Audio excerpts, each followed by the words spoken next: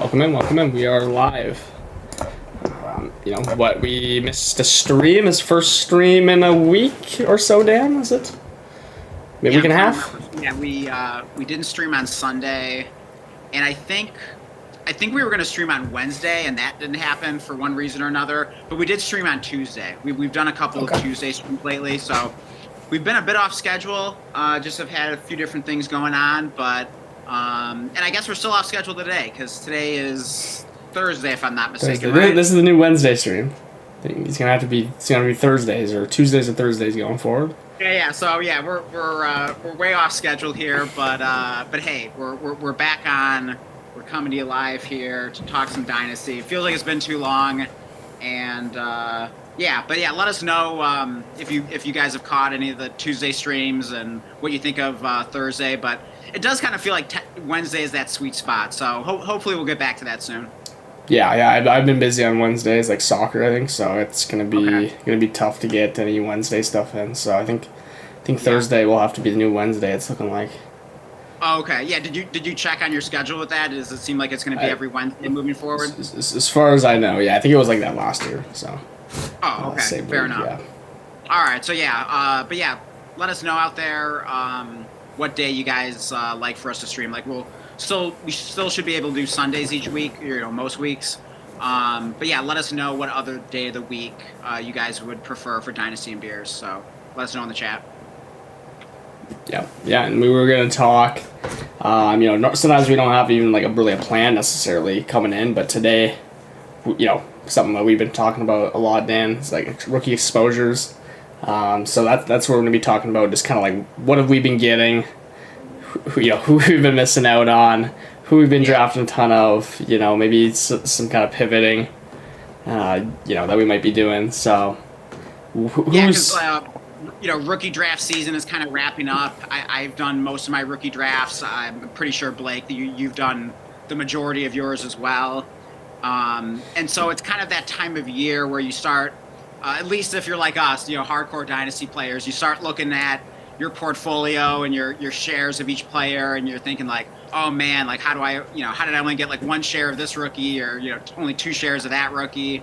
And so you start looking at that and kind of wishing you'd gotten more of certain players, and but it's never too late. I mean, you can still trade after the rookie draft, so you can still do things to balance out those exposures. So yeah, I mean, first of all, Blake, what are like the main rookies that you haven't gotten enough of in these rookie drafts? Like, what are the players that have what are the ones that have gotten away here, so to speak? So many of them. I am so condensed, and I even was saying like I want to make sure I get a good exposure, but to a lot of these rookies. But the thing is I was more so talking about like rounds, like 3 and 4, where these guys are just complete darts, and I have actually been doing a good job of that. I'm just getting a lot of like various players, though there's still some guys where I was just like, I'm not touching them with a 10-foot pole kind of thing. But yeah, like I haven't drafted. I mean, let me count how many people in round 1 I've even drafted. I mean, I've drafted Judkins once, Henderson, Tet, Hunter. So that's 4, and then I just got a Judkins. That'll be 5. That's all I have from round 1 is 5 of the 12. I guess you could throw like kind of like Burden. I got 1, and I have 2 darts. I know those guys are more fringe, but like that's about it. Like I don't have any other guys, and we could go on a little more about it, like maybe later in the stream or something if we're talking about it. But like I'm just not making a pick at pick 8. I think it's the worst. There's just no reason to make a pick there, basically. That's pick 9 as well. Like you have kind of the top 7. Well, not all in the same tier, but I mean there's some kind of mini tiers in there or whatever. But you feel like there's a pretty big fall off after pick 7, right? When I was playing my soccer game yesterday, though, I had told you like I didn't even get a chance to trade up because I was busy, and I did have pick 8, which I was just gonna take literally anything to move back to like 112, basically, like any third or whatever, even 4th really. But Quishon Judkins fell there, so I actually did make a pick at 8. So in that case, pick 8's awesome. Right. If Judkins or whatever is not there, it got one of the top 7 players falling out. Yeah, then that pick stinks. or it feels like it stinks in relative to what you're getting a pick earlier. So yeah, any of those players basically from range 8 to 12 or 13 in ADP really don't have any of them. And I'd like to. It's been too easy to trade up. Like I've really not, like, I made a trade. I did not expect this at all. Like last year I was the trade down guy every time or trade out. And this year in the first round, like, I've been just going up. So, because it hasn't been that expensive. So yeah, basically a lot of those first round guys are who I'm missing right now. And Higgins and Harris. Those are like the two guys in round 2. Oh, and Kyle Williams. Don't have any of them. And I don't even like necessarily not like them. I just don't have them. And they generally are going ahead of Scatterbo and stuff. Sometimes I'm taking them over Scatterbo and stuff and tooting over them. So that's kind of where I've been at with exposure. How about you? Who's the players that you're not getting here? Yeah. I'll pull up. I got a little note here with like all my like rookie exposures. So yeah, I mean, in terms of like the top guys, because you mentioned like you have quite a bit of like Genty, Travis Hunter, Pat McMillan. I mean, it's basically I just have Hunter, McMillan, and Henderson as like my multiple exposures. 1 Judkins and 1 Genty. Oh, you only got 1 Genty. Okay. Yeah. Gotcha. But you're definitely loaded up on Travis Hunter and Ted McMillan. I only have 1 to those guys. It doesn't feel like quite as much as I want. I think, I'd love to have like 2 of each of those players. I do have 2 shares of Genty, so that feels pretty good. Wouldn't hate having a third either. If the opportunity present itself, like Blood, Sweat, and Beers would seem like a good place to do it. If I could, make a deal with Prep, but that's not always easy. But yeah, in terms of beyond that, I don't have any Henderson. I don't have any Judkins. I don't have any Hampton. I'm sorry, did you mention Hampton? Do you have any Hampton? No, I've been just trading off to pick 2, letting them pick every time, and then like getting a second on top. I think I've done that twice, so that felt pretty good. I mean, I guess like as prospects, like I'm a little lower on Hampton and Henderson compared to the market. Though I've kind of have slowly been coming around on Henderson, and I do think it's kind of a low-key good landing spot with the Patriots. So I'd be open to getting a share of Henderson. Judkins, I like as a prospect, probably maybe even like a little more than Henderson, but I really hate the landing spot in Cleveland, especially since they drafted Dylan Sampson. Like I feel like that's really kind of like an underrated or overlooked factor in Judkins' value, because it's not a great situation, obviously, like with the Browns. Not only because they're not a great team, but they do like to pass the ball a lot. Judkins isn't exactly like known as a pass catcher. I mean, I think he can do it. I mean, I'm not like worried about that. But they draft Dylan Sampson in the 4th round, and he could be kind of sneaky there. Some are suggesting like he might take the passing down role. So I mean, the thing I'm imagining is like if their Browns are passing a lot as usual, there's not going to be a lot of carries to go around. And then that could even be split up between like Judkins and Sampson. And then like, what if Sampson gets more of like the passing down work? So it's like, what kind of games are you going to be getting from Judkins his rookie season? So I could certainly still see the bet on him long term, but if he's not going to have a great rookie season, his dynasty value is going to go down, and then you could probably buy him for cheaper next offseason. So that's why I don't have any Judkins.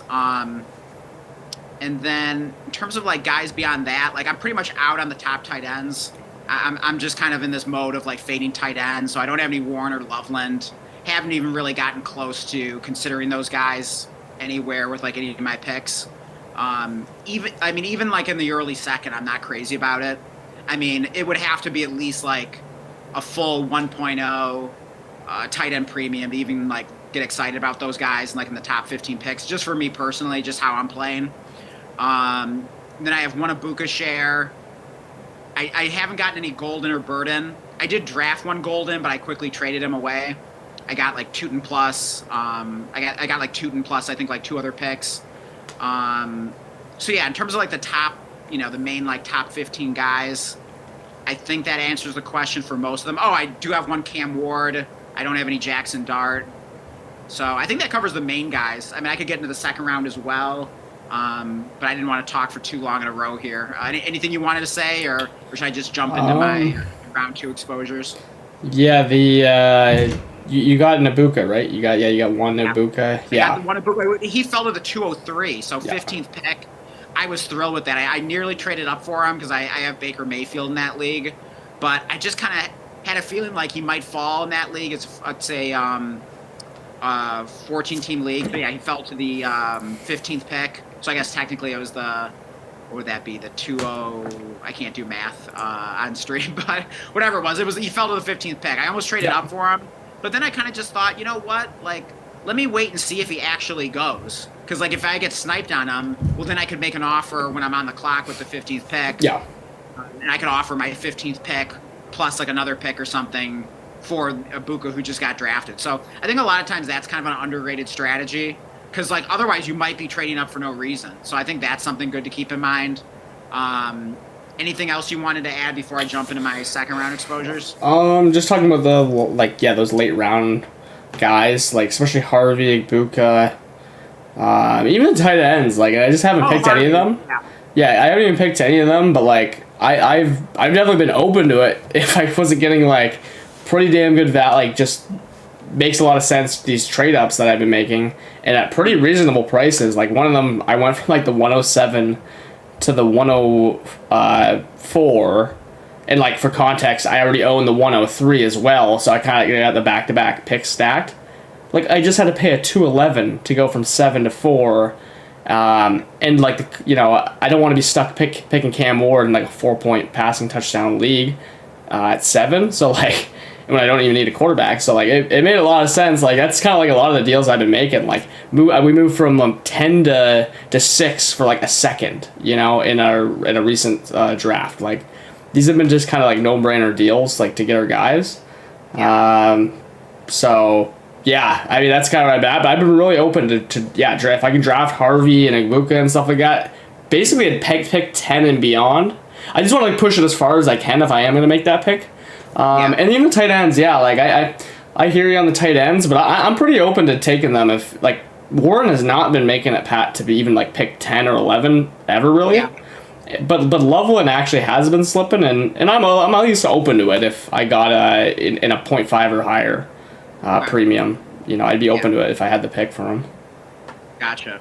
Yeah, I forgot to mention RJ Harvey. I knew there was someone I was leaving out there, and I'm very high on RJ Harvey. I can't remember if we've discussed him too much on stream before, but we definitely have had a lot of conversations about him, just in our conversations over the phone and so forth.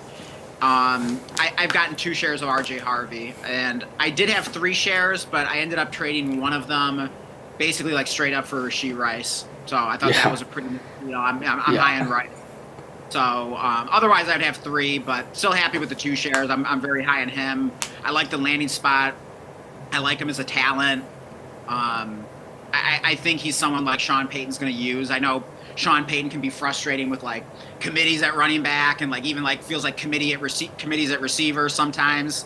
But I feel like when he gets someone talented enough and that he spends the draft capital on and whom he hand chose in the draft, I think that's someone that sooner or later will be used to his fullest potential. I mean, he might not be like a Bijan Robinson bell cow, but I think he can be that kind of like, Alvin Kamara type to maybe do like a Mark Ingram. Like, I don't know if Estime is going to be anything, but or, you look at like Gibbs and Montgomery in Detroit.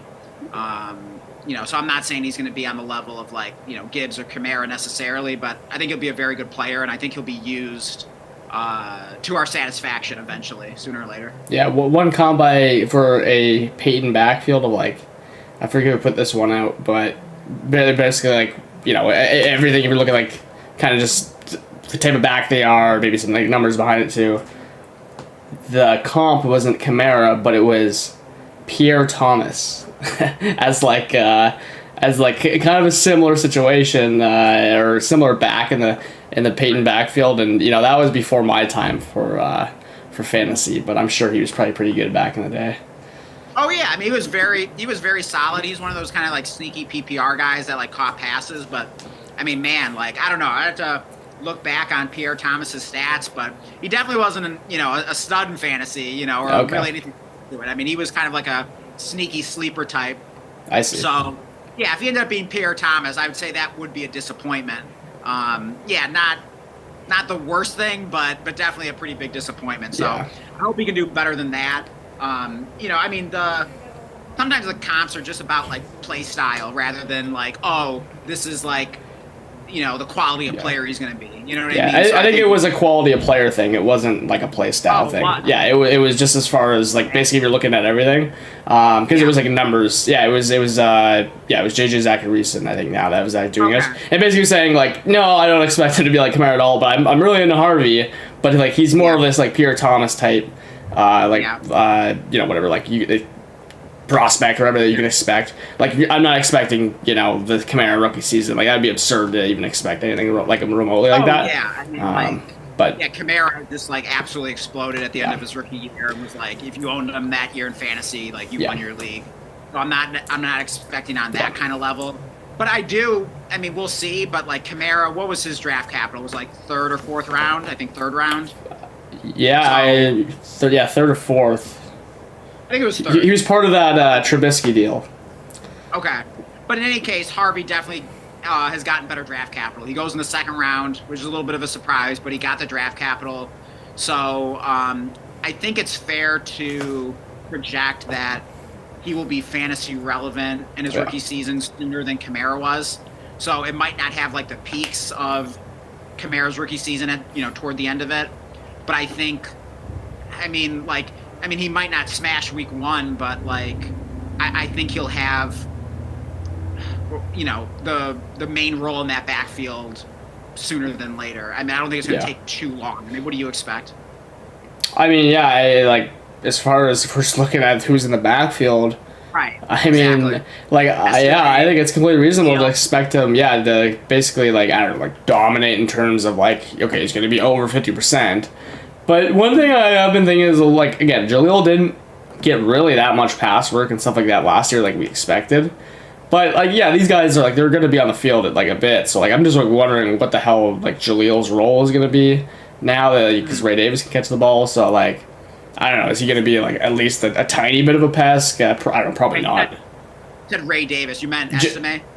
No, I was saying Jaleel. Yeah. Jaleel. I'm sorry.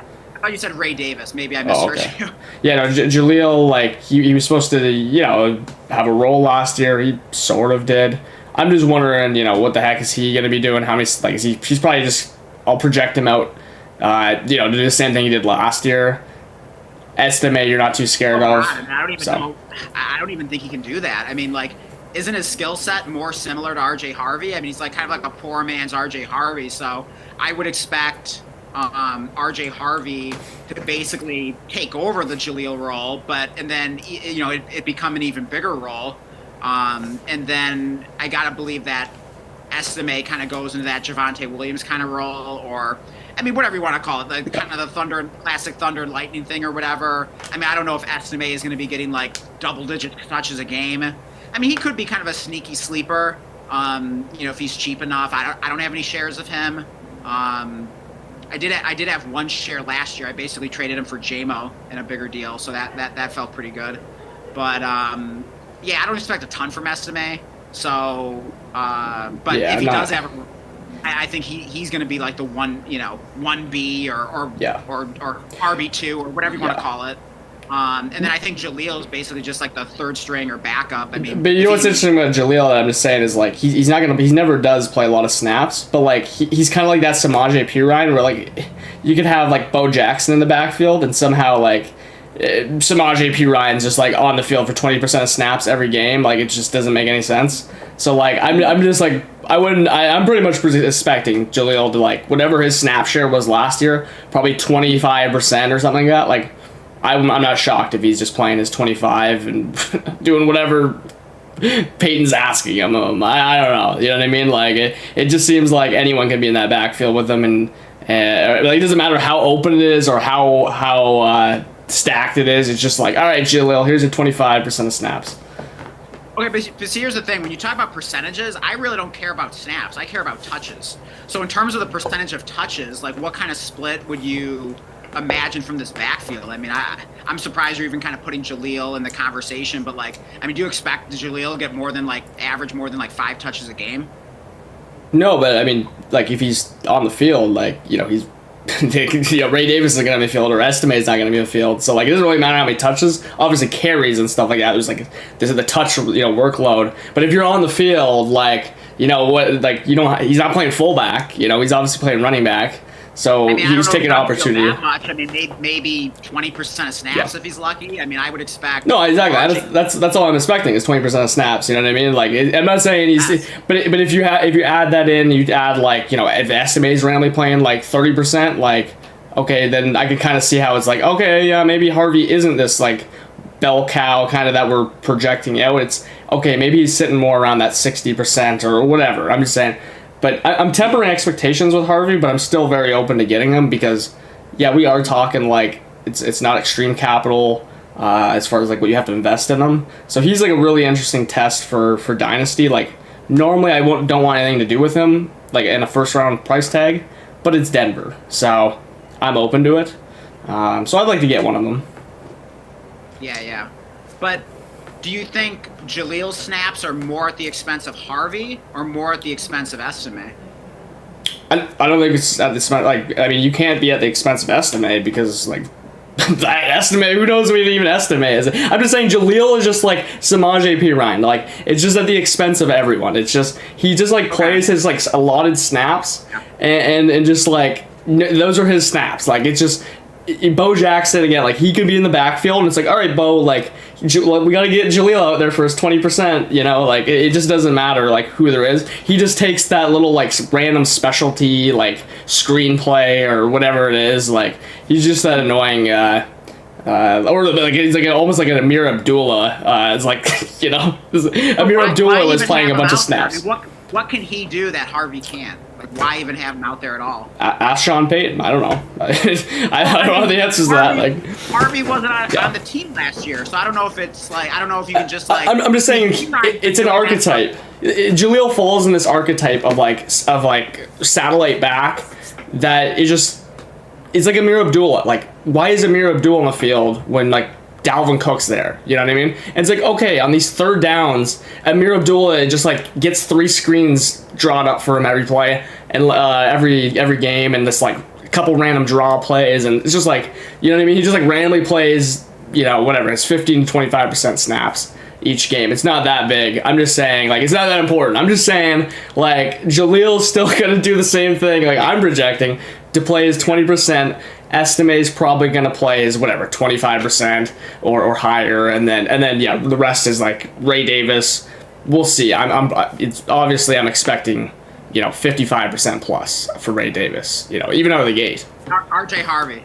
Oh yeah, Ray. Yeah, there we go. Now I'm saying Ray Davis. I told you were saying Ray Davis.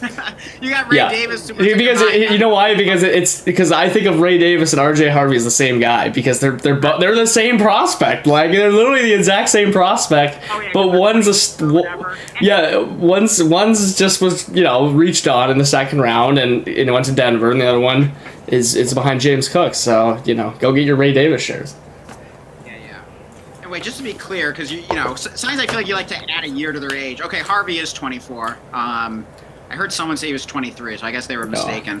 In any case, though, but yeah, I mean, I don't know if I entirely disagree with you on Jaleel. Something to consider, but he's not going to play 0% of snaps, right? Like Jaleel's just not going to be gone. Like here's the thing. That would be the argument if he was just like couldn't catch the ball. Like he's just one of those archetype guys. Like it's hard to completely phase a guy out like that. I think Harvey could end up catching a lot of passes. I don't think it was something he did a lot in college, but it's something that I feel like typically happens in a Sean Payton offense. I was hearing some stats about that recently. And not to mention, Bo Nick loves to check the ball down. So, like, yeah, I hope Jaleel isn't some, like, annoying guy that's, like, in there and it's some, like, annoying 3-headed monster. I mean, I wouldn't be taking 2 shares of Harvey in the late first if I expected that to be the case. So we'll see how it works out.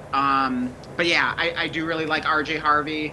In terms of my second round, my exposures, in terms of like the players going in the second round of rookie drafts, I definitely have a lot of Bayshell Tootin. I've got, and when I'm talking about shares here, I'm just going with shares of like leagues where I actually have like money invested into it.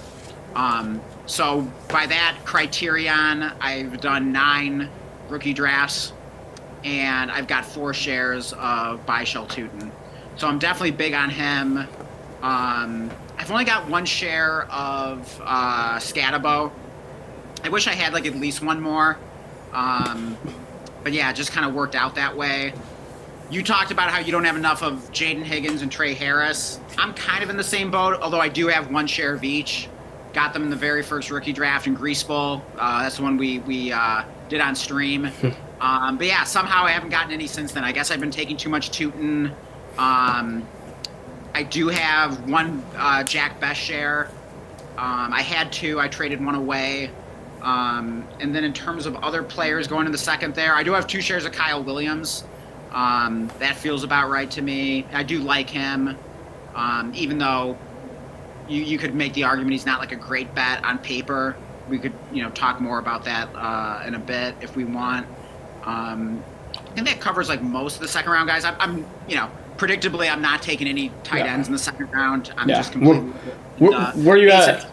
And Elijah Arroyos and all those guys. Where are you at on Burden? Because I haven't got a great, like, it seemed like you were in and then like not in. Like I'm not too sure where you're at. I've kind of been like I haven't really taken like a strong stance on him. Like, it kind of depends on what day you ask me. I might sound more positive or I might sound more negative. So yeah, I mean, I wasn't like blown away like when I watched him play, but a lot of smart people think he's a really good player, and so I'll probably defer to them more than like going based on what I think, just watching their highlights or whatever. I'm not like a guy that's like studying film, breaking down the all 22. So, but yeah, I think in terms of the landing spot, like, you don't expect like him to smash his rookie season. A lot of weapons there, of course, but I think long term it's a good landing spot. I mean, Ben Johnson chose this guy, so you like that aspect whereas he didn't draft like Roma Dunze, for instance. So I do think Burden is in a good spot long term in that sense. I would like to get at least 1 share of him. It just hasn't quite happened yet for whatever reason. It just didn't seem like he fell to me really anywhere. Like where I took Ibuka, like if I had gotten sniped on Ibuka and then at the 15th pick, like Burden fell there, like, yeah, maybe I still would have tried to trade for Ibuka, if it didn't cost much. But if the manager like just wasn't having that, I would have happily like taken a Burden there at the 15th pick. So I guess he kind of has to fall to me, but I'm certainly not opposed to him. Yeah, that's the key with a lot of like reason I don't have a lot of these players, because they need to like fall to me to a spot where it's like, yeah, okay, I'll take them now. I'm not gonna reach on a lot of these like players basically from 108 to like 20 whatever 5 or 6. It's like I'm just taking whoever's falling if I'm even making the pick, and I haven't had a lot of picks in that range. Yeah. And so, by choice. Yeah, I think I've only been on the clock 1 time with the chance to take Jaden Higgins and where he goes, and we actually. You've been trading out of those picks when you had them. I didn't even own those picks. Like it was just I think he went 1 pick before me in Blood, Sweat, and Beers because he went at 203 and I had 204, so I didn't even have the option to take him there. And then I had him in what's it called? We had the 205, which is like the 204, the 205 is a Jaden Higgins pick if he's still on the board, like if no one took him a pick or 2 earlier. And Andrew and I traded that pick straight up for Devontae Adams in like a 4th. So like that was our chance. We were gonna take him there. So just like Jaden Higgins, just I don't think I've had any other opportunity to grab him. Like he's like unless we're reaching at like 2-2 or something like that where I've owned a pick. Right. So yeah, and Burden fell to me 1 time at 2-2, so I just took him there. I drafted 2 shares of Jaden Higgins, but then not too long after the rookie draft, I basically traded him almost straight up for Devontae Adams because it was just a league with a low buy-in, and My team is contending, and it was just like, yeah, just I'll just take Devontae Adams. But in a normal league, like I normally don't make that kind of trade. I'll normally just kind of bet on my evaluation or whatever, and just kind of like bet on the higher upside of the young guy that can like gain value. So I don't often make trades like that, but in this one particular league, it just made a lot of sense. Yeah, I've been shifting a lot more. Like I think that's kind of been the issue with like the Higgins and Harris. It's like honestly, like these guys, they're just like such better like redraft bets to me. And it's like I did hit on like Rice, in like recent memory of like a second round rookie pick in Dynasty, but like. I took some shots last year. Obviously, last year was not the year to do it. Like, Polk is burning. Yeah, I guess Pearsall. Like, I think we traded out of the Pearsall pick, or I traded out of a Pearsall pick a couple times. You and I did one time in our co-league. But like, there's just something about that. It's just like not too exciting to me. Though I've come around to like, if I get a chance to take Harris or Higgins, like I'll probably just take one to have one. But like those guys, to me, I'm pretty excited for like to take them on underdog or like take them in redraft. Whereas like in Dynasty, I'm much more inclined to like actually just go and trade them for Devontae Adams, who projects out far better. And like my mind, it kind of depends. Like you can kind of like catch me on like, okay, like so that's your thinking, but like why does it not apply to this guy or that guy? And it's probably just more like my outlook or like belief for like kind of the range of outcomes. But like I love these kind of trades where it's like, okay, especially if it's like, let's say Jaden Higgins is gone, because he was damn near a first round pick, so I feel a little less like confident saying for Jaden Higgins. But if it's like Trey Harris and beyond, and I can trade that for like Devontae Adams, who like genuinely projects out to be a top 15 receiver, unless he just sucks all of a sudden, which is possible because he's old. Like if he gets old, yeah. I love that. Because I'm trying to win championships, and like I can bring in unproductive players, young players all over the place. There's so many of them, and also like I'm also of the belief when you're in this opportunity. Say you have a good team built, you're contending, and you have depth. Well, you can always look to just go buy Jaden Higgins if like.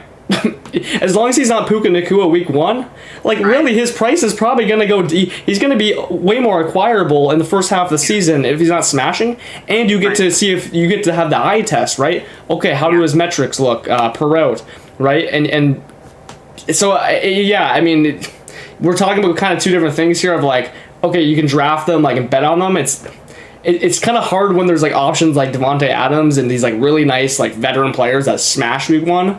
And potentially be league winners, versus like drafting the player. It's tough for me to take these players that don't have great hit rates, don't project out well week 1, when I know I could easily trade Devontae Adams after a 10 target game for Jaden Higgins plus in the first month of the season or whatever, right? Whether I do that, I don't know, but I'm just saying like hypothetically, I've kind of changed my mind on how to play these. Oh, yeah, and I think that's a really interesting strategy, and I think that's something that we've talked a lot about, and it's something that I'm definitely incorporating as well, just in terms of, like, just kind of looking ahead to week 1 and early in the season, like, who's going to be scoring points, because, like, values will change at that point, so taking advantage of that can really get you ahead in terms of just, like, the value that you have on your team. So is that going to be, like, your approach with, like, kind of maybe evening out some of these shares or getting more shares of some of these players that you've missed out on? Or are there any, trades or any players that you're sending out trade offers for, like right after the rookie draft, like, these days here? Have you been sending out any offers for like rookies that you've missed out on? Or are you just sort of like waiting for your moment, maybe like during the season or whatever? No, like if you're going to in my opinion, if you're going to trade for a rookie before the season, like you should do it for like those first rounders. Like, so anyone going for like pick 8 to, whatever you want to call it, like the clear until like the Burden drop off. Like, and I wouldn't even that's the thing. It's kind of hard to pick Burden because it's like, what is he going to do in the first, you can't project him for really anything in the first half of the season, like without injury. You'd be happy with like 5 targets a game, if that. So like, again, and like even like a Buka, as much as I love him. So like, honestly, if you remove those guys, I guess you can include Golden because he'll be out there. Like anyone that you think is going to have a role week 1, I think they can be worth trading for if you have conviction. But if they don't have a role, I'm not sending out offers to them because I'm just going to wait it out. And even if it's just 1 week and they do nothing, I mean, that could be enough to flip your... Remember what Cooper Kupp was worth after week 1 of last year? I had him in a league, and he was, like, untouchable. I actually did end up trading him, like, I think a couple weeks later. But I'm like, I got a league winner on my hands. Like, 20 targets or whatever he had? I don't know what he had. He had something ridiculous week 1. Yeah. So, I don't know. I'm just trying to look ahead to, like, these range of outcomes for these players. And, like, not even in their career. I'm thinking, like, month 1. Yeah. Oh yeah, for sure, because the market is definitely very reactionary. So yeah, I do think that is a good way to play it. The only problem is for some of the smarter managers, you know, they're going to be expecting, like when they draft an Ibuka or Burden, that like, okay, this guy's probably not going to do a lot like the first month of the season. So in those cases, if you go knocking on those doors, like, oh, you know, what does Burden cost now after a few weeks of like doing nothing? You probably get an answer of like, yeah, he's just a hold for me. You know what I mean? Like I expected this, like, you know, not a big deal. And so I guess you could argue maybe those aren't the managers you expect to get the good, you know, value on Burden or Buka from.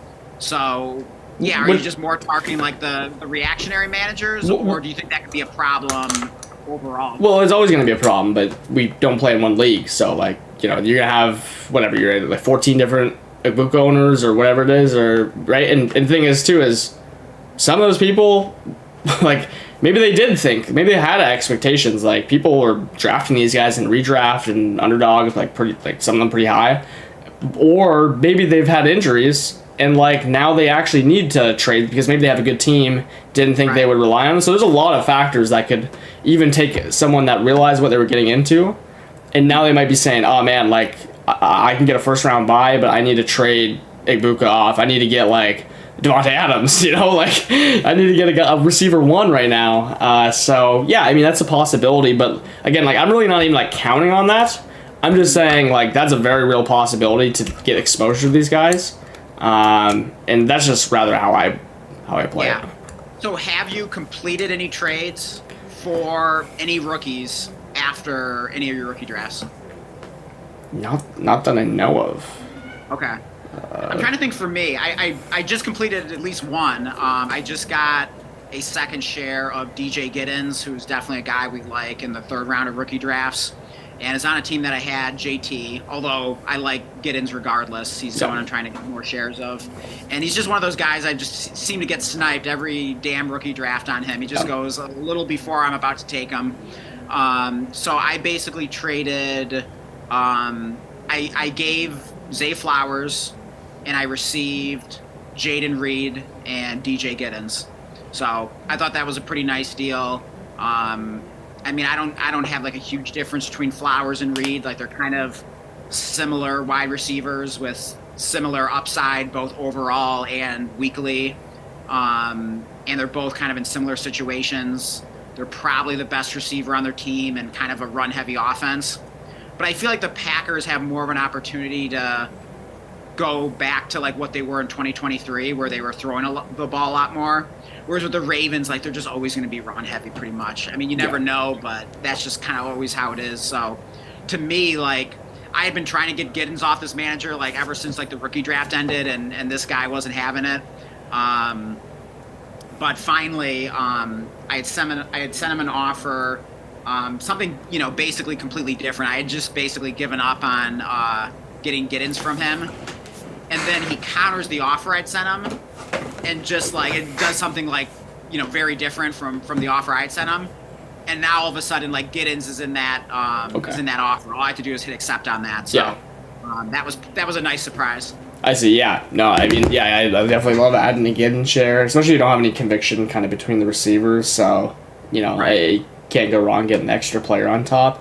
But you know, on the topic of Giddens, who are your most owned players, rookie players so far?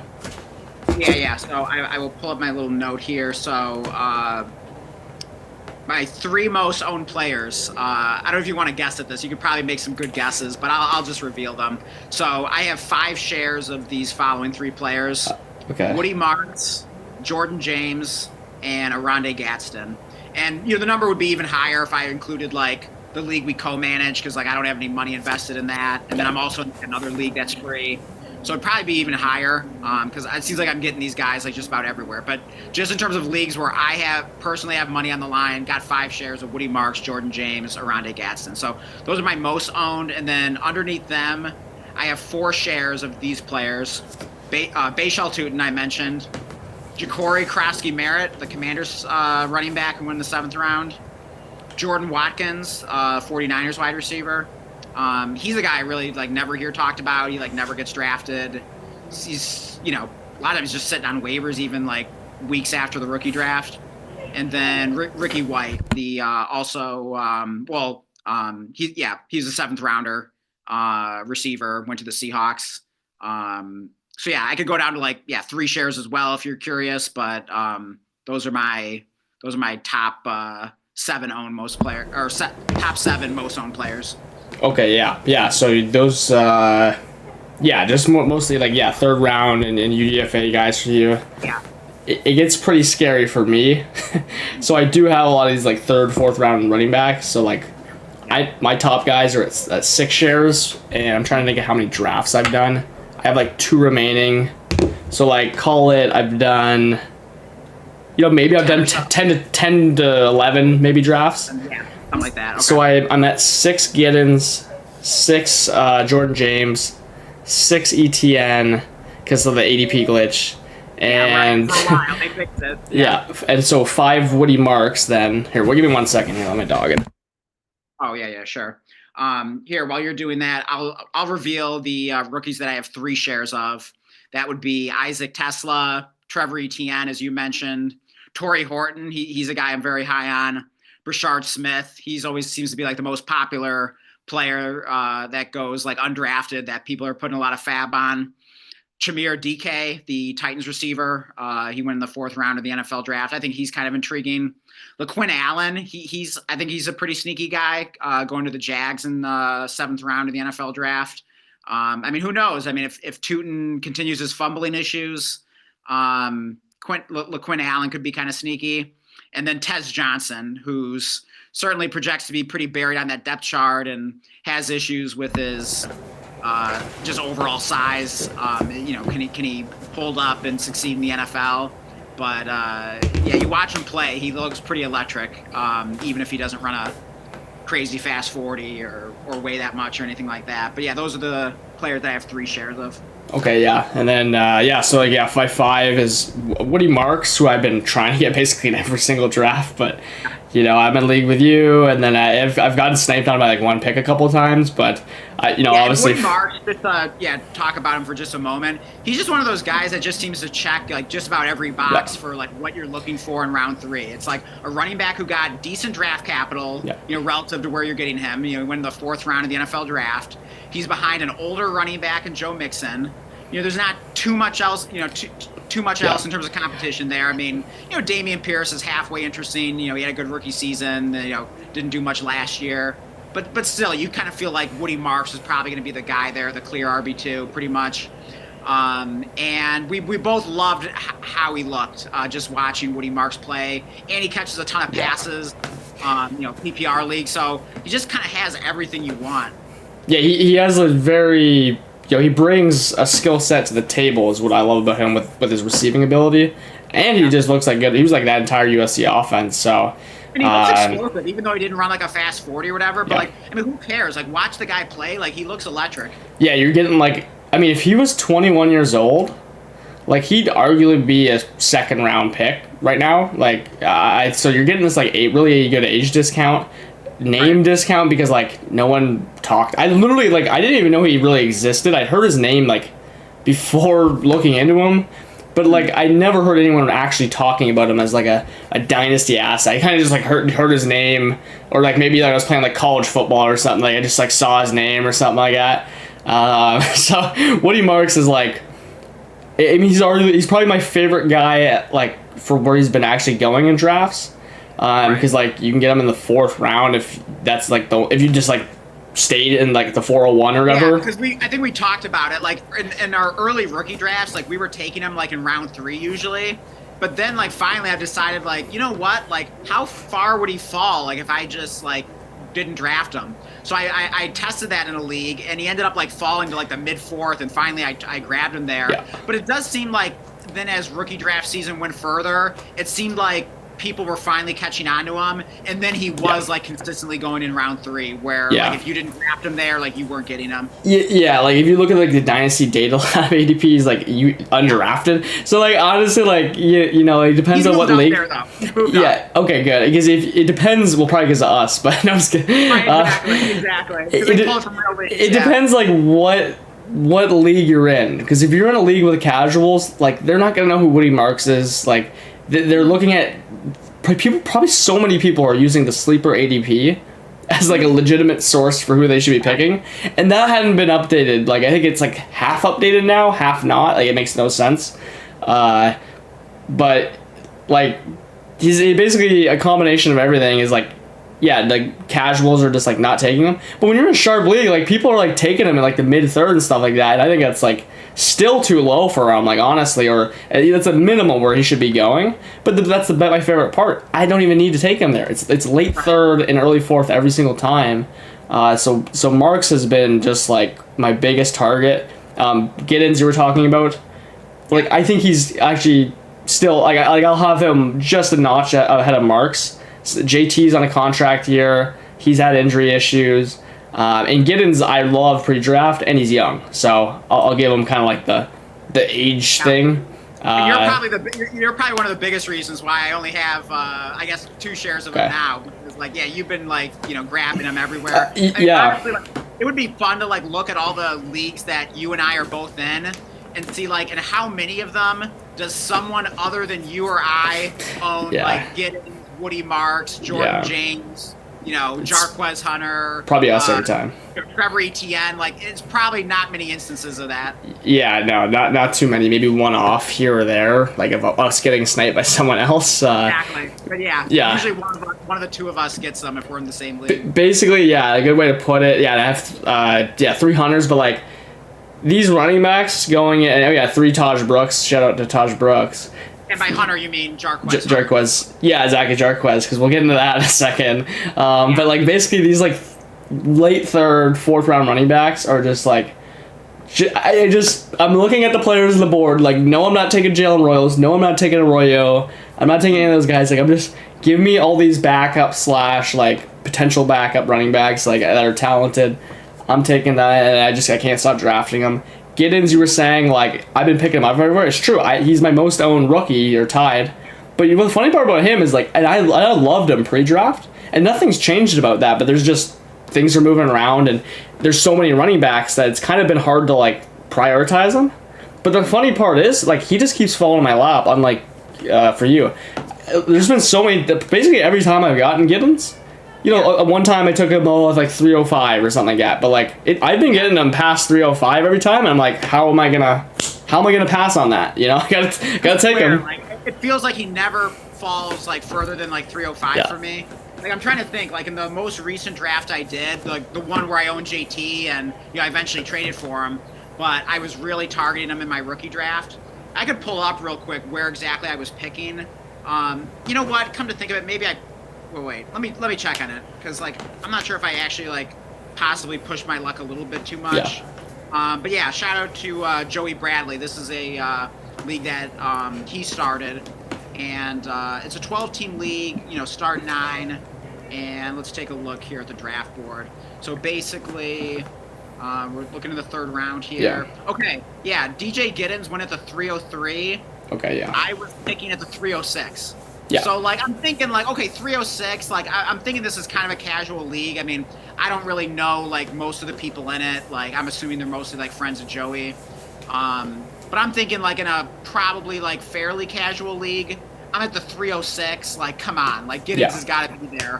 What are the frickin' odds he goes at the 303? Like, I mean, how often have you, like, I mean, you and I are in a lot of, I don't call it, like, expert leagues, but, you know, more like hardcore leagues, like a lot of people that are like really into Dynasty. Playing in a lot of leagues. And yeah, playing in a lot of leagues, very experienced. So whatever you would call that. Experienced leagues, even in experienced leagues, like how often have you seen Giddens go as early as the 303? Like, have you ever seen that? Like, how often does that happen? I don't know. I probably seen it like a couple times of just like that 303 range, like right around there. I may have saw them go 302 one time, but Okay. I would say is like true ADP, like in my drafts, is like actually 306 right now or 307 maybe. So he's And that's in like an experienced league. So you yeah. think in a casual league, it would be like, at least like 75% chance, if not higher, he's there at the 306. And sure enough, of all the players that get sniped on, not only like the guy been sniped on more than anyone else, but in the one league where I own JT. So like you can't make this stuff up. But thankfully I was able to get him it all worked out. Yeah, no, exactly. So that's good too that you ended up getting him at the end of the day. But yeah, he's been just someone falling in my lap. So like I've been seeing him kind of go at like, when I say fall in my lap, like he might be there at like 308 or something like that. And I'm like, okay, he's just the best player on the board. I'll take him. Yeah, and like, correct me if I'm wrong, but like you're not trading up for any of these running backs for the most part. In No, like rounds because you don't need to. I'm letting Arroyo go. I'm letting Jalen Royals go. Exactly. Tesla's going. Like it's amazing. Like I'm just I'm just letting him fall in my lap. Jordan James has been falling to fourth every time. It's easy to scoop him up. So love those guys. But they can get on to the big guys. People care about. This is like insane for anyone watching or listening. I have, again, let's just guess it's at 11 rookie drafts I've done. I have 5 Travis Hunter shares, but I own one of my rookie drafts to come. I have the 103 and 104, so I'm like, Hampton just goes like 2 every time, it feels like, in my drafts, and I did think I did take Hunter at 2 only one time. But the rest I've just been trading up from picks 3 to 5 for him, which has just been like a no-brainer to me. And so I'll have 6 Hunters unless I trade out. And Tet, I have 4 of him, but I just know what happened in that league to own the 104 as well I was just mentioning. So I'm going to have Tet and Hunter in another league. And here's what's crazy. I own this Tet and Hunter stack like 3 leagues already. Like it's just insane. Like I think we have it in Walter White's lab. I have it in 2 other leagues. Like it's just been so easy to trade up, and I didn't really own many picks that were like picks 2 to 5. I had like 2 102s and stuff that I kind of like maybe like locked into from another manager, but like it's been just a lot of like trading up with other firsts I had hanging around, and been a lot of fun like drafting them. But it does make me a little nervous that I'm at like 50% Hunter and Tet basically. Like that's a lot of investment, but it does speak to my confidence in these guys. And just to put it in perspective, how crazy is it that at pick 3 in your dynasty rookie draft, you can get the number 2 overall player in the real NFL, and he's we'll call him a receiver. I know obviously everyone knows there's the whole corner thing, but if he's just a receiver, if he's playing receiver, when would you ever get the number 2 drafted receiver without the 101? I mean, it's just insanity. So I'm eating up that discount, or what I think is a discount, any chance I can. And even Tet, he's got the prospect fatigue. He won the draft. With even like honestly landing spot, as much as I don't really like Bryce Young and stuff. 8th overall capital. When are you getting an 8th overall receiver at 104 or 105? Like that's extremely rare. So rather than drafting Hampton at 2, I'm moving back into 3 and 4, and I'm just getting Tet and Hunter every time. Yeah, I feel like I should have 3 shares of Tet and 4 if I count the league where you and I co-manage. Yeah. But I should really have 3. I should have gotten them in break room, but you made that trade, and we don't have to go into the details. But basically, it indirectly resulted in me getting sniped on Tet by a different manager that you traded with. And I have Bryce Young in that league, so like that was frustrating not getting that stack. So I get sniped on that share, and I was at the 105. I was thinking like, okay, like he'll probably be there, or at least I was hoping there was a chance. So and then in another league, I actually drafted Tet and traded him to you. I believe that was in no pun intended. And I don't know if you want to pull up the trade we did, just to give the viewers something to look at here. And Yeah, plus, right. like, there might be a few things we're forgetting from the deal. We just go from memory here. But basically, like the core of the deal was like I traded you Tet for Saquon Barkley. Yeah. And it just seemed to make a lot of sense. I mean, I wasn't like dying to move Tet, but hey, you put Saquon Barkley on the table, you've got my attention. So it was just a league. I mean, funny enough, I wasn't planning on trading for any kind of Saquon Barkley types anytime soon.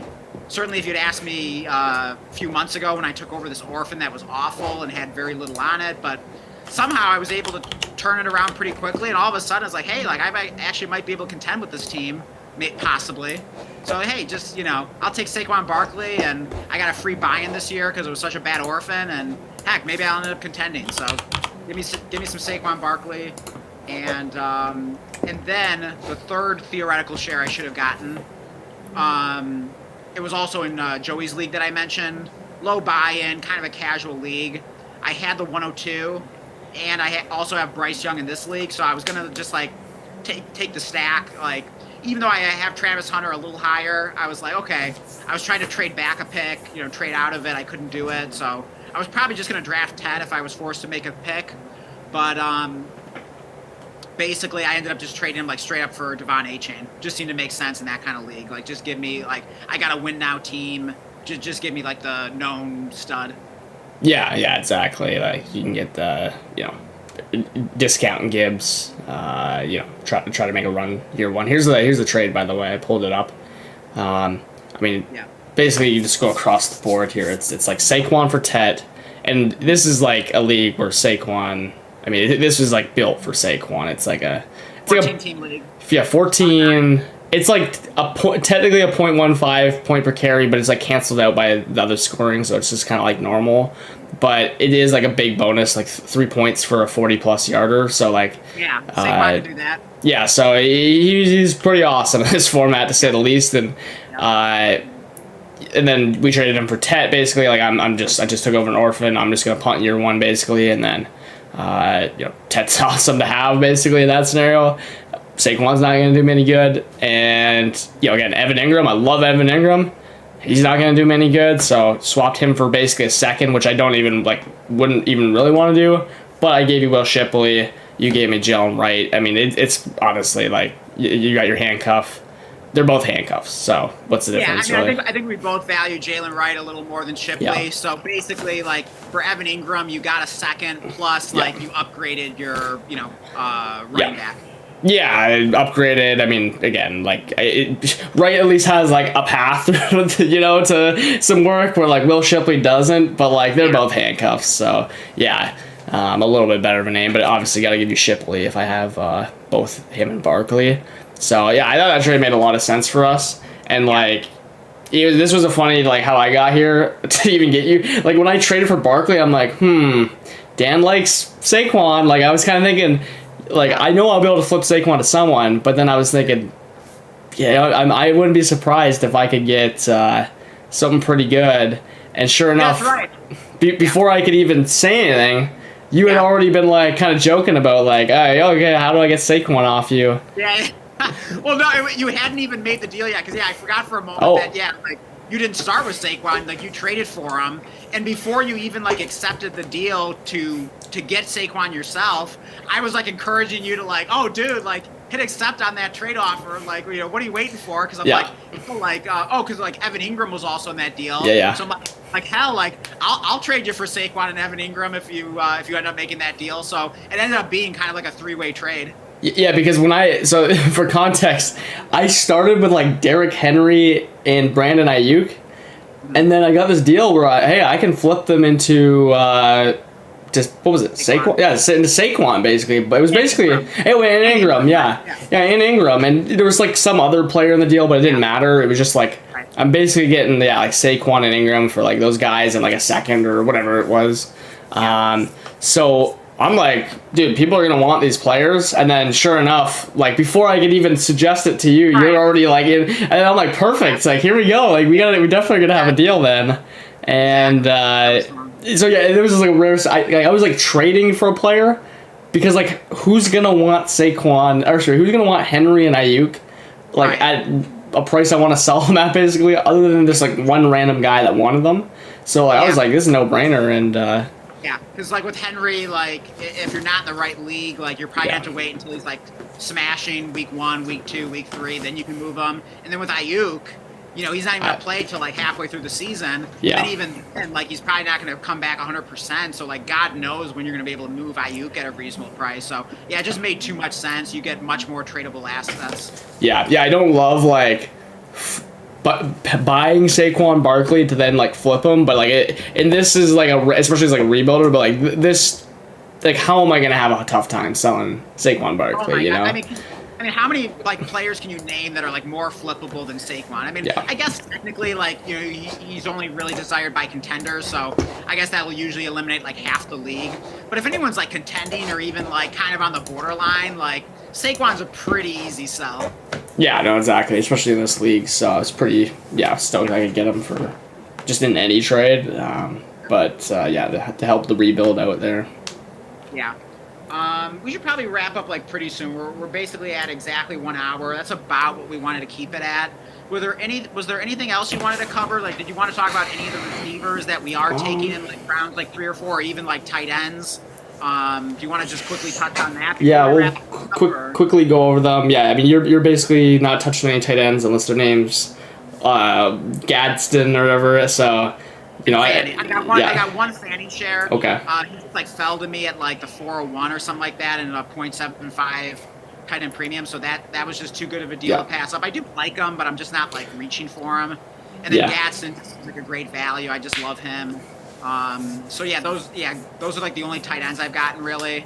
And then receivers, I do have. I think I mentioned I have like 3 Tesla shares, 2 Pat Bryant shares, and 3 Torrey Horton shares. So those are pretty much like my guys in terms of like guys that I'm actually drafting in rounds like 3 and 4. And then, you know, there are like a million different like undrafted receivers that I'm, you know, just anywhere I have roster room, I'm just like adding them after the draft for a few bucks fab or whatever. Just lottery tickets. But I don't know how deep you want to go into those receivers. But I guess like the main thing they have in common, I think they're all like pretty interesting prospects, some more than others. But I think the main thing, especially with like Horton and Pat Bryant, is they have very clear paths to playing time. So if they're any good at all, I feel like they're going to get a chance fairly early to prove it and show it. Yeah, like Pat Bryant, I've now got 2 of them. I'm definitely been open, especially just like how much running back exposure I've had now. It's so much easier to like grab a Pat Bryant. Tesla, I haven't been able to click on him. It's just, I don't know if it's gonna happen. No, I have 0, and I basically just look at him and I'm like, nah, I'm taking Jordan James every time, you know? I'm taking all those guys. Sometimes you're like taking Woody Marks over him because then Tesla goes the next pick. So, I don't think I'm going to be getting any Tesla. I mean, maybe if he falls or something. But, Pat Bryant's basically the only receiver that's not named Jalen Noel that I've taken in rounds 3 and beyond. I'll just go to waivers if I'm going to pick up another receiver. And tight ends though, Josh and I, like for the break room where we co-managed, you know, he was pretty high on like Mason Taylor, and I was thinking, man, like I'm not a fan of like making that pick. However, it's still true. Like I don't love him as a prospect, but he fits this rare scenario where not a lot of rookie tight ends get to just fall into this situation of being like that early 2nd round pick on it, like no target competition for that matters.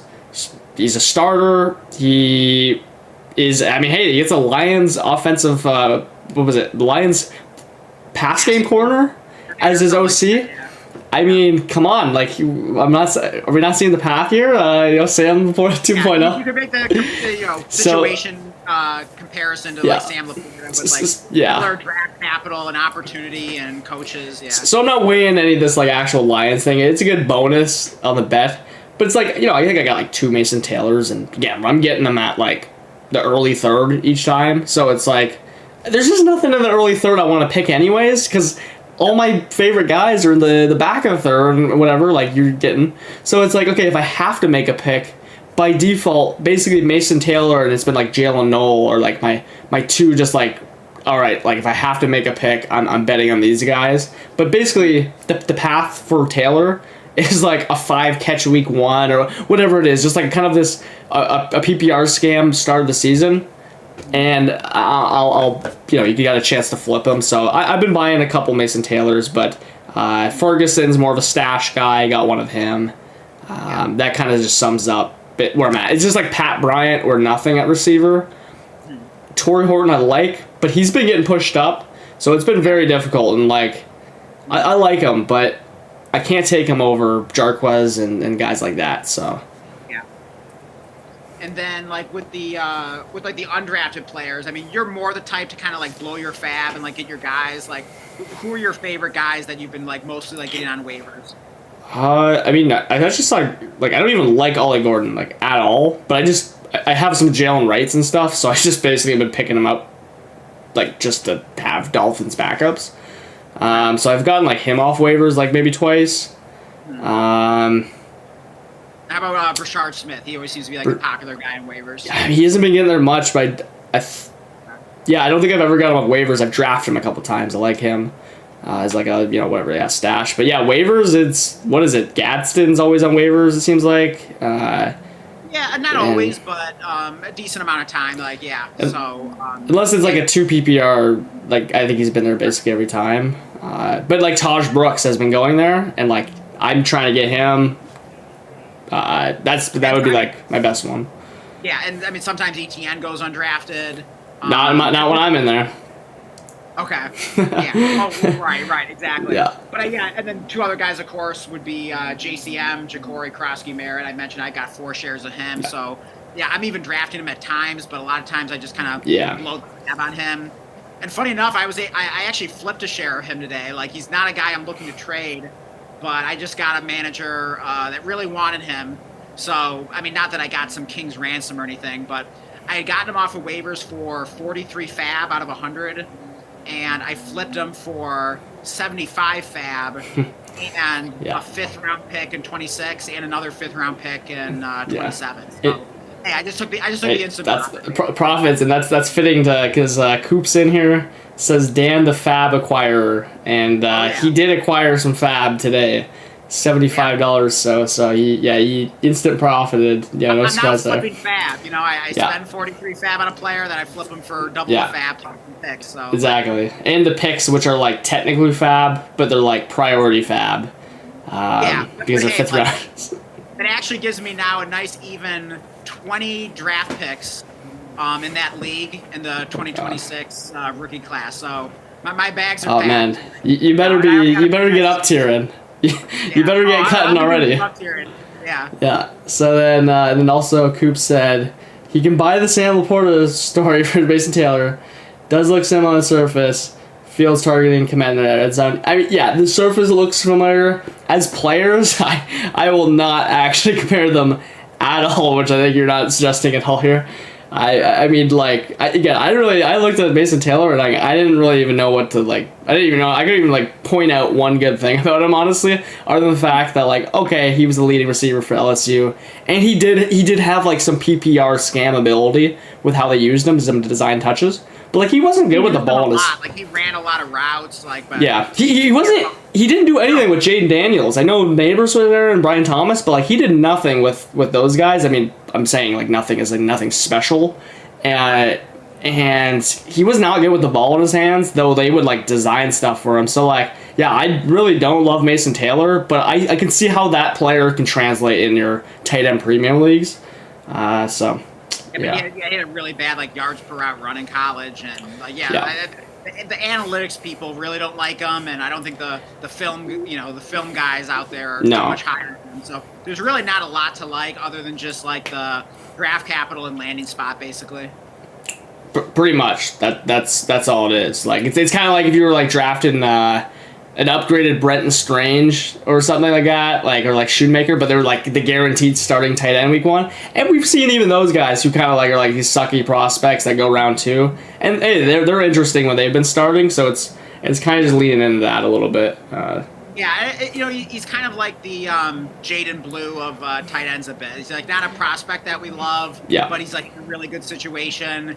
At least got like, I guess you really can't compare the draft capital. I mean, Jaden Blue just got 5th round, but it's such a good situation to have a chance to take over the Cowboys' backfield that you're kind of forced to consider him in like early round 3 of rookie drafts, and I think we each have gotten like couple shares or so of him, but yeah, not someone we're going like out of our way to take. Yeah, and then Seb is in here. Thoughts on CMC staying healthy? Yes. You'll probably get hurt. I have a bunch of them. I'm not too worried because I'm getting all my Jordan James going up. Need some Isaac Guerrero now, just in case you're wrong about Jordan James being. Hey man, Jordan James is the man though at that 4.0 whatever early 4th ADP. I mean. Whew, now we're talking, but yeah, CMC. I've just been. I mean, I must have like four at least 4 shares of them, and I'm still looking for more. To be honest with you, like I'll get to 100% CMC if it's possible, which I know it's obviously not gonna be, but I'm just like so invested in like, all right, I'm paying a late first for for this man who he didn't even get any wear and tear last year. He barely touched the ball because he didn't even like play. I'll take a CMC with a year off and just bet on him. And there's really like, you can make an argument for there's not really any of these receiving options. Like, of course they have Jennings and stuff who I like, but other than Kittle, I mean, this is when CMC like is really thriving, right? Like, I mean, he might be the top pass game option other than Kittle, basically, going out there. So again, I don't want to predict injury. I just know if CMC is healthy, I'm going to be really glad I had him at this price point. So I've been really betting on him. Are you concerned at all that he really didn't look very good or produce when he did play last year? I mean, are you just kind of making the argument that like just wash that whole year away just when he wasn't healthy? Just wash it away. I mean, we knew he wasn't healthy. What kind of he ended up playing, but like. He's coming off this tendonitis thing. Like, I'm just willing to wash it all. I mean, we were saying, like, not good. I think he had, like, 17 points and, like, 13 in 2 of his 3 games or something. He averaged, like, 3.7 yards per carry or something bad like that. Like, I want to, don't quote. Oh, sure, yeah. No, I don't know, but I'll look it up. Yeah, I'm not too worried as long as he's playing a CMC role. Like, he's a fit, you know what I mean? Like, we've seen Alvin Kamara not be the most efficient running back ever and be like a legendary running back for multiple seasons. So it's just the same kind of bet. And yeah, I'll look it up just for fun though. Let's see. Yeah. Okay, 2024. Okay, he averaged 4.0 yards per carry. So I mean, it sounds better with a 4 in front of it, but still not very good by his standard. I tell you what, I'm not buying CMC for his like yards per carry on the ground. That's for sure. Like I'm buying him because he's going to be. If healthy, the offense and literally could finish number 1 overall running back. Yeah, but I mean, it's not like he produced like even if you take away like efficiency and that kind of thing, it's not like he was like producing big fantasy numbers when he was in there. But I guess it doesn't matter if he wasn't healthy, then it can't. Basically, like anything that like I would say to that is like Saquon in 2023, like when he came back from his like ankle injury or something, like. Why was he going so late? Because he wasn't producing when he came back from his injury and stuff like that. I'm sure he had some good games or whatever because he'd have a bigger sample than the 3 games CMC had or whatever. But like, when players are getting hurt, we're thinking, oh my God, it's over for them. He's 28 years old, but like I'm in when there's that discount. And I'm a huge CMC fader basically up until this point. I have not been investing anything in CMC, but now that discount's there, I'm with it, so. Yeah. And I don't know if you read this comment from Cooper, but he just says that opportunity-wise, talking about Mason Taylor, he falls in a 0% hit rate metric-wise. That's why I target Arroyo. Yeah, I know, Blake, you're not very high on Arroyo. But yeah, finishing Cooper's comment, he says, but if you say screw it and say tight ends are strange anyways and take the shot at the outlier. Yeah, I mean, I'm just like, I'm only taking tight ends in rookie drafts if they just fall to this obvious value. Like, Fannin at the 401 and a 0.75 tight end premium, or like Gadsden in round like 4 or 5, or undrafted for Fab. So it's just like they're just such obvious values, and they're players I like that I think are good bets relative to like where you're getting them.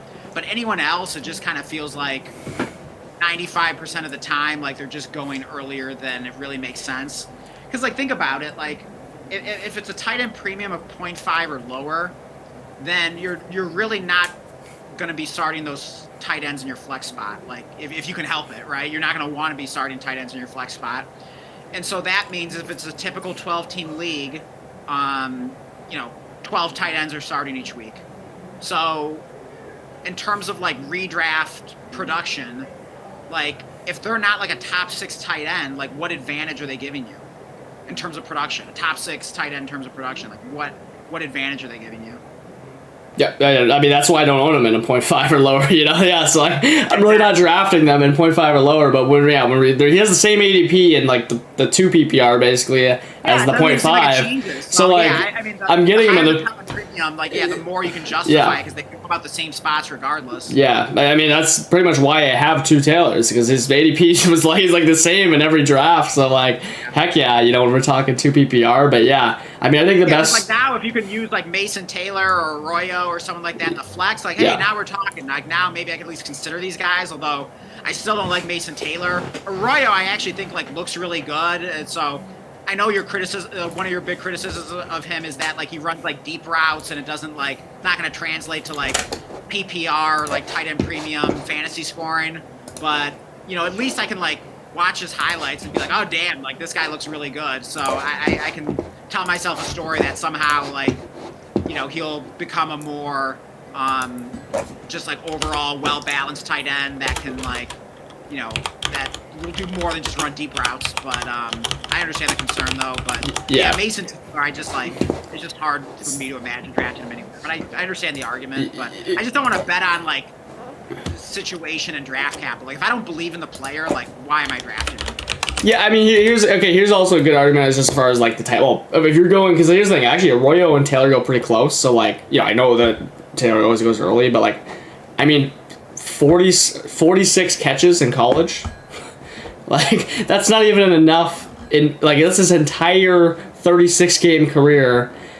Again, he could. I have 2 counter arguments to that. One, he was injury prone, which certainly could be a knock against him. No argument there. But it's not like he was playing every game for 4 years and only had 46 catches. The second thing is that I think if there's a position that you would excuse production for, it would be tight end. Because just, I feel like a lot of college teams don't utilize the tight end a lot. And, sometimes they get overshadowed by, great receiver prospects and stuff. Or, there could be a multitude of reasons. But I just feel like tight end is used a lot more in the NFL compared to college. And I feel like there are, I don't know how many I can think of off the top of my head. Maybe Sam Laporta would be one. I don't think he was crazy productive in college. I could, correct me if I'm wrong on that. But I do feel like there are a number of instances of college tight ends that just weren't utilized in their offense, but they clearly had the talent, and then they come to the NFL. It's now they're being used properly. Yeah. I mean, here's the thing: here's where I'm wrong on Arroyo. If they use him as some kind of PPR scam and just get the ball in his hands, and and he beats out Fant year 1, and beats out Barner, and there's a lot of stuff that need to happen basically. That's also, it's not even just a player thing. There's a lot of I know those tight ends aren't too hard to beat out, but I mean, still, Fant's pretty solid. They're at least solid tight ends. They're not world beaters, but they're solid. Fant was, exactly. He's not producing, but he was a first round, tight end at one point at least, and still got a starting job, or at least for now. But 35 catches for 590. Hey, that's a really good yards per reception. But when I'm drafting in 2 PPR, I'm not drafting because I want a 17 yards per reception. If he had 2 for 40. That's 8 points. That's 8 fantasy points. Well, guess what? If Mason Taylor, let's just, because Mason Taylor is kind of the guy in the conversation. If he had 5 catches for 5 yards, that's 10 and a half. Just theoretically. So my point is if and Mason Taylor's starting. So Arroyo's only getting drafted a few picks behind him in most drafts. So for me, I'm just saying I get I don't even like Taylor. I really don't even like Taylor. But here's the other thing. Maybe my bet isn't even necessarily that he hits in his career at all. Yeah. But literally, this is kind of week 1, just a rookie hype bet.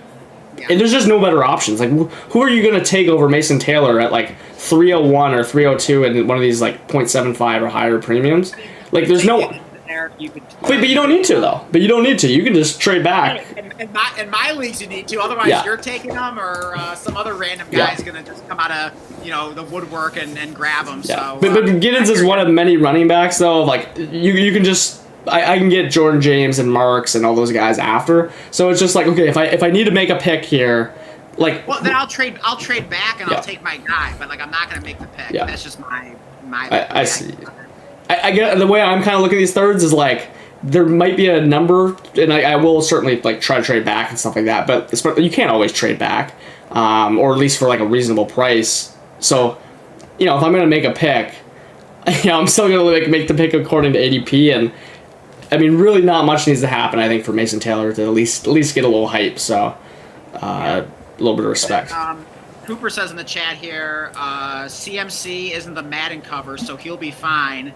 Dan going to sweat the Barkley Madden cover curse. Is that true? Is the same one on the cover of Madden? I don't know. Oh man, I did not need that to be the case. I mean, he probably will. Like if he wasn't voted, I haven't heard anything about that though. Okay. Matt, we gotta look this up. Yeah, look it up. We gotta confirm this. I'm hoping he's wrong. I'm not gonna not that that's like the end of the world or anything, but like man, I mean that is a long running curse. I mean I haven't really kept track of it in the last probably decade or so. I mean Mahomes broke it. What's that? Mahomes is the one guy that broke it. He won the Super Bowl the year he was on there. Do you remember which Super Bowl it was? Which year it was Madden 22, so it was the first or second Super Bowl they won in a row there. First one, I think. Gotcha. 22, 23, 24. Yeah, it was the first of the... Wait, did they not have a three-peat? No, because they... He's been on it twice, so I don't know. Who was Madden 23 cover? Maybe that's the one I'm thinking about. Okay. Yeah, but I traded the Madden from... God, I don't want to date myself here. But, I mean, for a while, though, when I was I used to buy Madden every year. And, yeah, for a while, I mean, that curse was every year it came to fruition. Yeah. Yeah, okay, Mahomes did break it, but it was Madden 20 when he broke it. Okay, but yeah, I don't think he had a good fantasy year, though. Because wasn't that after... What was, his big breakout year in his year two? Was that, That was 2019. Yeah, exactly. So 2020, he was kind of a bust in fantasy that year. He's coming off the monster 5,000 yard 50 touchdown or whatever it was year, and he was bad the second year. He missed a few games with injury, but even when he was in there, he was getting outproduced fantasy wise by Ryan Tannehill, and I'm not even joking. Tannehill got really hot that season. Tannehill was a better fantasy quarterback that year. So if we're talking fantasy wise, that is not an exception to the curve. Real life, sure, he got hot in the playoffs. Yeah.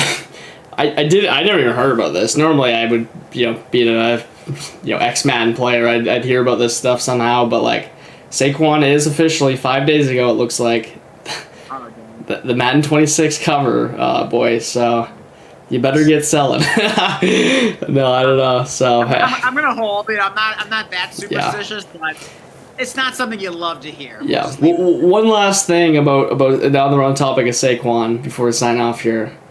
Have you seen the data? And again, there's only so many running backs in here. On running backs, because not many people will achieve this, of backs that touch the ball, basically I don't know what the threshold was. It's 400 times or something like that. Have you seen basically I think they get injured every single time after, whether a coincidence or not. I think there was one person that survived it, and it was maybe Derrick Henry or something. I don't know. I don't have the numbers in front of me, but it's it's absurd. Seen that before, and it's awful. It's absurd, yeah. Process-wise, trading for Saquon is an awful idea. It's not the kind of trade I normally make, but I think as I've gotten further along in my whatever you want to call it, dynasty career, or whatever. Yeah. I've been playing for a handful of years now. And, there have been leagues that, now I've been in a while, but also just, I've gotten better at Dynasty, the further time has gone on. And so I've gotten pretty good at, accumulating value. And so because of that, I kind of now have the luxury in a lot of leagues, not everyone, but I kind of have gotten the luxury of, making a trade, for Saquon, where I can just say, to hell with it, YOLO, just give me Saquon. I'm just going to, roll the dice on it. And if it doesn't work out, I probably have enough value on the rest of the roster where, like, if he turns to 0 or close to it, like, I'll probably be okay. But, you know, and that's part of it. Maybe there are other reasons as well. Maybe I'm just, like, more willing to, like, take some gambles too. But I feel like as I've gotten better at Dynasty and I've accumulated value on some teams, you know, in leagues where I've been in a while, you know, I'm in a better position to take some gambles. Yeah, I feel the same way, and that's why I only like. Yeah, Barkley's like some terrible bet. I think he's like, especially if he repeats anything with what he did. If he stays healthy, he's a pretty damn good price right now for like how much of a difference maker is. But I'm kind of the same way, and that's how I've been doing.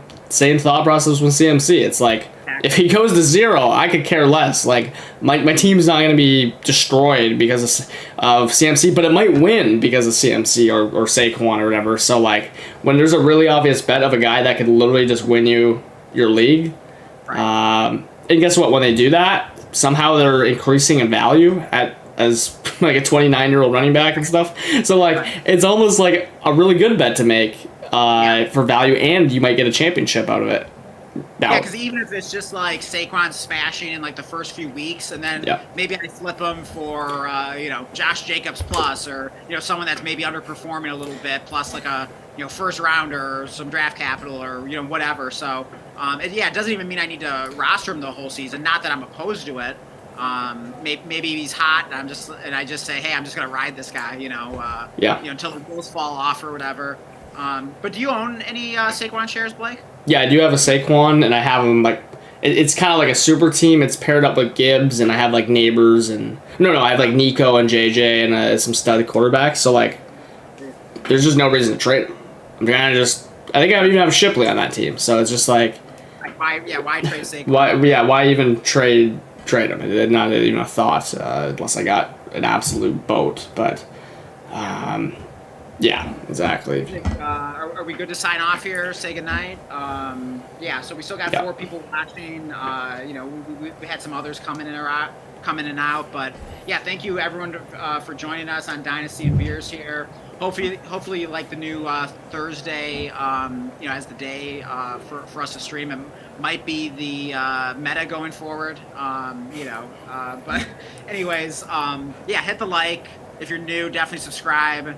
And we'll see you on the next stream, probably on Sunday. Yeah, we haven't done Dynasty Goats in a while, so yeah, we've missed some Sundays here, but yeah, Blake, I don't know what your plans are for the weekend, but hopefully we're able to come back on Sunday.